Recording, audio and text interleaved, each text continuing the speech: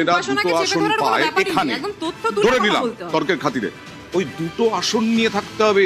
একটা রাজ্য চলে যাচ্ছে, কেরলটা চলে যাচ্ছে প্রায়। না দেখা যাক না কটা কি হয়, দেখা যাক না। আমাদের কেরলের ভয়ঙ্কর অবস্থা, যা ট্রেন্ড দেখতে পাচ্ছি। তো 5 বছর সরকার থাকে, 5 বছর চলে যায়, অবশ্যই পরিবর্তন সাউথেও তাই হয়। কেরলে তো আছে, ট্রেন্ড তো আছে না। এই ট্রেন্ডটা যদি হয়, এই ট্রেন্ডটা 48-87 যা দেখা যাচ্ছে, এর পরিবর্তন কত হতে পারে, কত হতে পারে পরিবর্তন? কেরালা জানি না কোথা থেকে গোনা আরম্ভ হয়েছে, কি ব্যাপার না এত ডিটেইলস আমি জানি না। বামেরা থাকবে না তো আর কোথাও? না না, তাতে কি আছে, তাতে কি অসুবিধা আছে, তাতে কি অসুবিধা আছে? বিজেপি আজ থেকে কিছু বছর আগে কটা ছিল সংখ্যায়? প্রশ্ন তো এটা না, প্রশ্ন দেখতে হবে।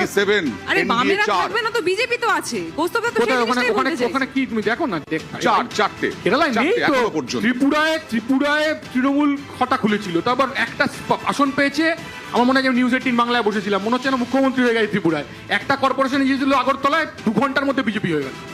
কে তৃণমূল কে বিজেপি, তো এখন মুশকিল হচ্ছে। এখন আমাদের ভোট কবে নাকি রামে গেছে, তো 2011 আমাদের ভোট পেয়েছে বলে তো তৃণমূল জিতেছে। ওই যে ডায়মন্ড হারবারের ছেলেটার নামটা মনে আছে, যে কয়েকদিন আগে সিপিএম থেকে তৃণমূলে জয়েন করলো, মনে পড়ছে? শুভেন্দু অধিকারীকে দলে নিয়ে 136টা প্রার্থী হয়েছিল 2021 সালে। ছেলেটার কথা মনে করুন, 136টা প্রার্থী। সিপিএম মানুষ বুঝতেই পারছে না। হ্যাঁ, ওয়ান ওয়ে, ওটা ওয়ান ওয়ে। সুযোগ নেই। অর্জুন সিংকে মনে আছে ভাই? রাজীব ব্যানার্জিকে মনে আছে?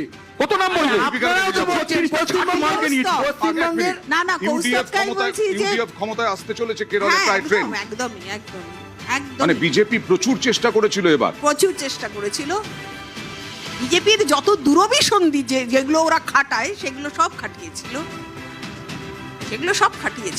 কিন্তু কিছু হবে না।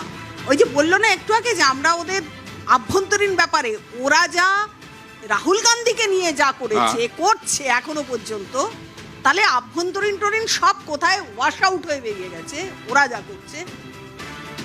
বেশ, আমরা আসবো বাংলার কুরুক্ষেত্রে। ট্রেন্ড একটা চলছে, ট্রেন্ড আসছে ধীরে ধীরে, একেবারে প্রাথমিক ট্রেন্ড। সেই প্রাথমিক ট্রেন্ড নিউজ 18 বাংলার স্ক্রিনে দেখতে পাচ্ছেন আপনারা। তৃণমূল, বিজেপি, তার সঙ্গে অন্যান্যরা, বাম এবং কংগ্রেস। হেডলাইন্সের পরেই ফিরে আসছি আবার।